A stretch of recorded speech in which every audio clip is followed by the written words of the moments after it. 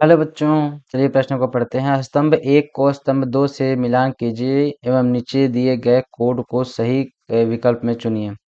तो हमारा स्तंभ एक और स्तंभ दो दिया गया है और इसमें क्या करना है, हमको मिलान करना है।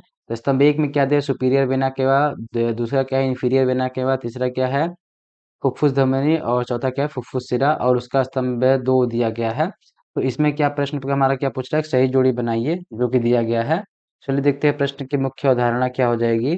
मुख्य अवधारणा क्या होगी कि हृदय की वाहिकाएं, हृदय की वाहिकाएं, वाहिकाएं, हृदय की वाहिकाओं से क्या मतलब है कि हृदय में रक्त लाने और ले जाने वाली वाहिकाएं।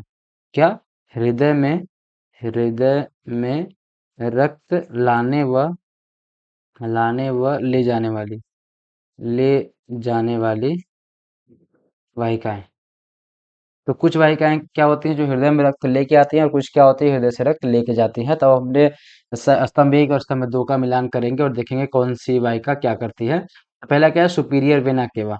सुपीरियर वेना केवा क्या करती है कि वो शरीर के ऊपरी भाग से क्या करता है, रक्त को हृदय में लेके आता है। तो ये कौन से में आता है, स्तंभ नंबर दो के चौथे नंबर में।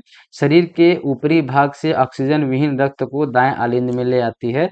तो ये किसका काम है, सुपीरियर वेना केवा का। अब दूसरा देखते हैं कि इन्फीरियर वेना कवा। इन्फीरियर वेना कवा क्या करती है, शरीर के निचले भाग से रक्त को, ऑक्सीजन विहीन रक्त को दाएं आलिंद में लेके आती है। तो कौन से में है, तीसरे नंबर में।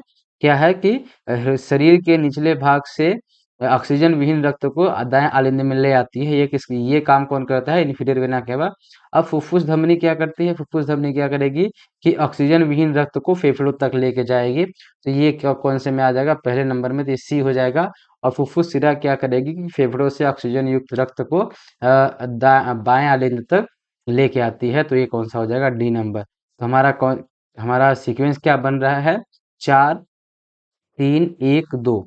देखते हैं किसमें है। तो पहला विकल्प देखते हैं, तो पहला दो है तो ये गलत हो जाएगा। ए का दो नहीं, ए का चार है। दूसरा विकल्प क्या है, ए का चार, बी का तीन होगा, लेकिन बी का एक है तो ये दूसरा विकल्प भी हमारा गलत होगा। तीसरे विकल्प में चलते हैं, तो ए का चार, बी का तीन, सी का एक और डी का दो।